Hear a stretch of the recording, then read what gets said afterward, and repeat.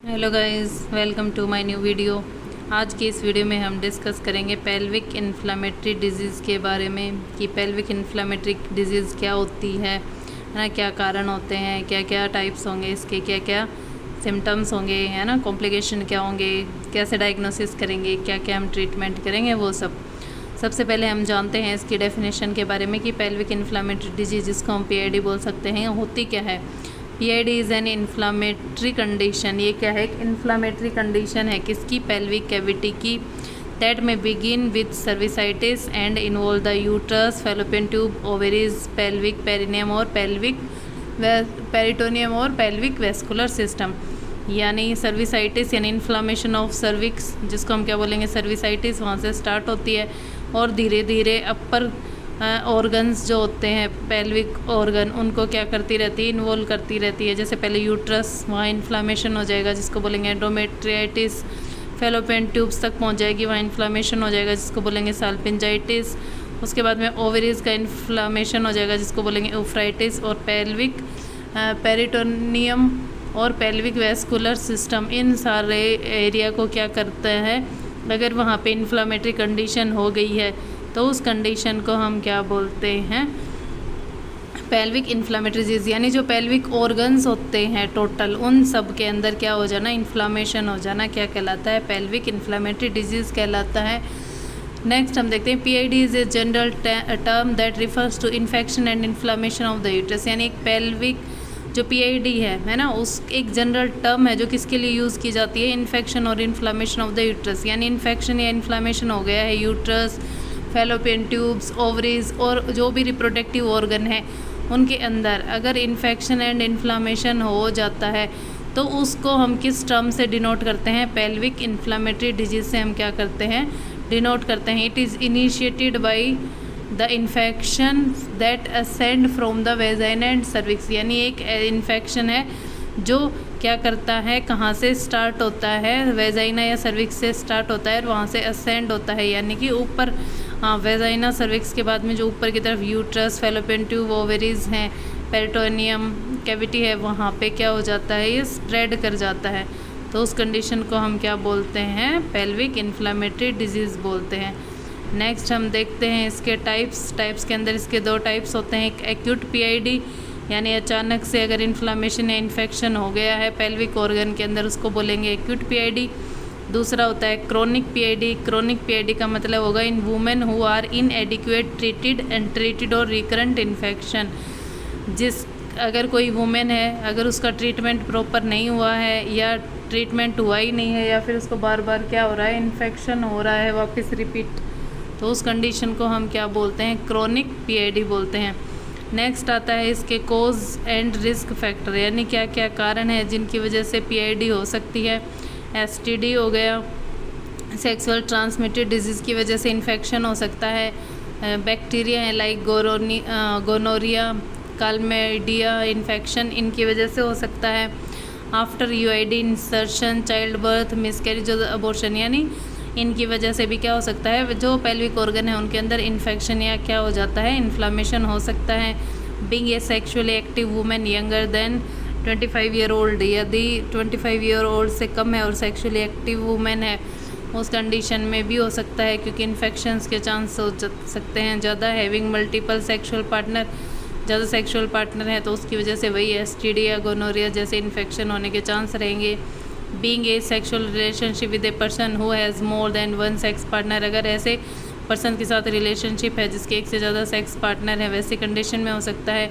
Having sex without a condom, अगर without condom contraception के अगर जो है सेक्स किया जाता है तो उस कंडीशन में हो सकता है। उसके अलावा पहले से कोई पीआईडी की हिस्ट्री रही है ना, उसकी वजह से हो सकता है। एक्टोपिक प्रेगनेंसी की वजह से हो सकता है। इसका कारण इनफर्टिलिटी हो सकता है ना। अबॉर्शन की वजह से, लो सोशियोनोमिक इकोनॉमिक स्टेटस की वजह से भी इन्फेक्शन होने के चांस ज़्यादा रहते हैं। स्मोकिंग हो गया, सब्सटेंस अब्यूज़, अनमेरिड या वेजाइनल डाउचिंग, इनकी वजह से भी क्या हो सकता है, पीआईडी पेल्विक इन्फ्लामेटरी डिजीज़ हो सकता है। वेजाइनल डाउचिंग का मतलब होता है बार बार वेजाइना को वाटर से क्या करना, क्लीन करना, है ना, उसकी वजह से भी हो सकता है। नेक्स्ट हम देखते हैं इसकी पैथोफिजियोलॉजी की, किस तरीके से ये फैलता है।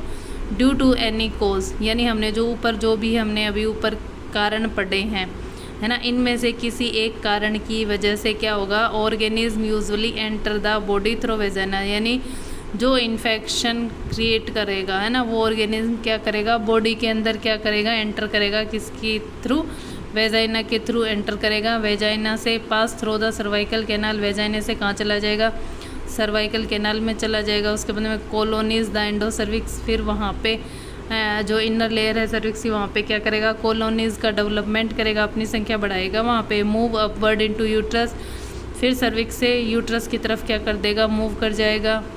उसके बाद में यूट्रस के बाद में ऑर्गेनिज्म में एंटर वन और both fallopian tubes and ovaries and into the pelvis, पहले फैलोपियन ट्यूब में, ओवरीज में और पेल्विक जो पेरिटोनियम कैविटी वगैरह है उन सब में क्या करेगा, मूव करेगा ये ऑर्गेनिज्म, जिसकी वजह से द ट्यूब डिस्टेंड विद पस, ट्यूब के अंदर किसका फॉर्मेशन हो जाएगा, पस का फॉर्मेशन हो जाएगा।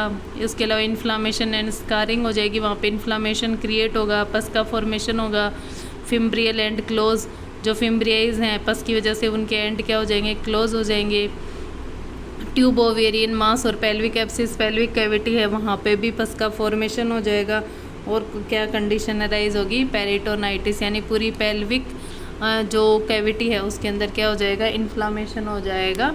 तो इस तरीके से क्या होता है, पेल्विक इन्फ्लेमेटरी डिजीज़, यानी इस तरीके से कोई भी ऑर्गेनिज्म है वो क्या करेगा, एंटर करता रहेगा, कॉलोनी का डेवलपमेंट करेगा। उसके अलावा ट्यूब ओवेरीज, पूरी जो पेल्विक ऑर्गन है उन सब के अंदर क्या करेगा, मूव कर जाएगा और वहाँ पे पस का फॉर्मेशन करेगा और क्या कॉज करेगा, इन्फ्लामेशन, इन्फेक्शन कॉज करता है, जिसकी वजह से पेरिटोनाइटिस की कंडीशन क्या होगी, राइज होती है। नेक्स्ट हम देखें क्लिनिकल मैनिफेस्टेशन कि क्या क्या सिम्टम्स इसकी वजह से दिखाई देंगे। बाइलेटरल लोअर एब्डोमिनल पेन, दोनों तरफ क्या होगा, एब्डोमिनल पेन होगा।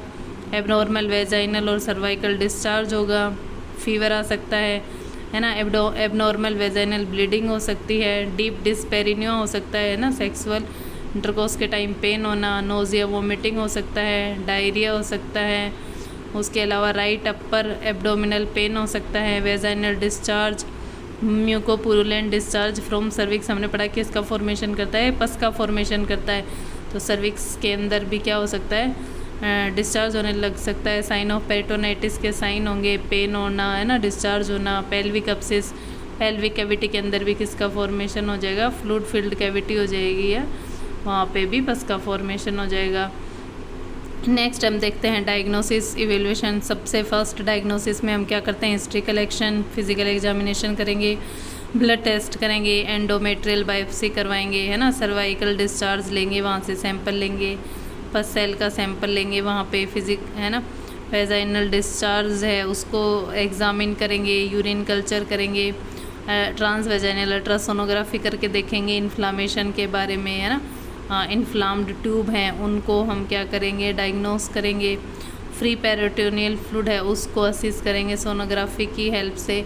उसके अलावा लेप्रोस्कोपी करके सारे जो भी ऑर्गन्स हैं उनको क्या करेंगे, हम देखते हैं किसके लिए, इन्फेक्शन और इन्फ्लामेशन के लिए। नेक्स्ट आता है मैनेजमेंट। मैनेजमेंट क्या करेंगे, assessment for need for hospitalisation.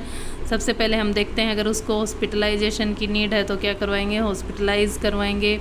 उसके अलावा एंटी माइक्रोबियल थेरेपी देंगे, सेफ्ट्रिक्सोन देंगे 250 mg, सिफोक्सिन देंगे 2 ग्राम, IM मेट्रोनिडाजोल देंगे 400 mg, डॉक्सीसाइक्लिन देंगे 100 mg। किसके लिए, जो इन्फ्लामेशंस हो रहा है, इन्फेक्शन को ट्रीट करने के लिए है ना। काउंसलिंग देंगे, women should be counselled regarding practice of safe sex, prevention of reinfection and possible sequel, यानी जो हमने पढ़ा कि इसकी किसकी वजह से हो सकता है, अनसेफ सेक्स प्रैक्टिस की वजह से हो सकता है, तो हम उसको सेफ सेक्स के बारे में एजुकेट करेंगे, काउंसलिंग देंगे।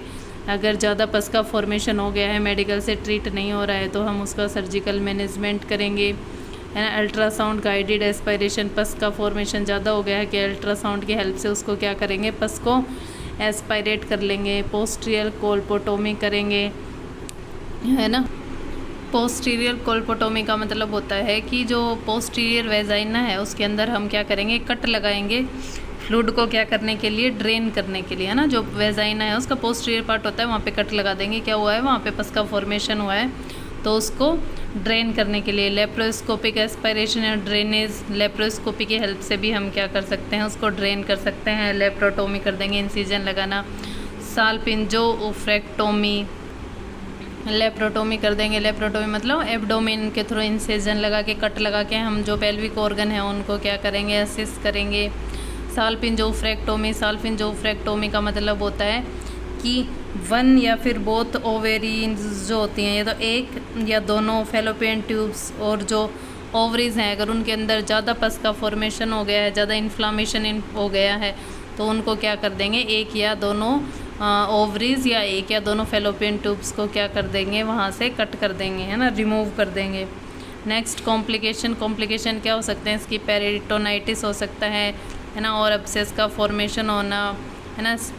स्ट्रिक्चर्स एंड फेलोपियन ट्यूब, वहाँ पे क्या हो सकता है, ऑब्स्ट्रक्शन हो सकता है। एक्टोपिक प्रेगनेंसी के चांस, यानी अगर एक ट्यूब का आगे ब्लॉकेज हो गया है ना, तो उसकी वजह से वो यूट्रस की तरफ मूव ना कर पाके प्रेगनेंसी एक्टोपिक प्रेगनेंसी में कन्वर्ट हो जाएगी, नहीं वहीं पे क्या होने लग जाएगा, ग्रो होने लग जाएगा। बैक्टीरिया विद सेप्टिक सॉक्स भी क्या हो सकता है, राइज हो सकता है इन्फेक्शन और इन्फ्लामेशन की वजह से।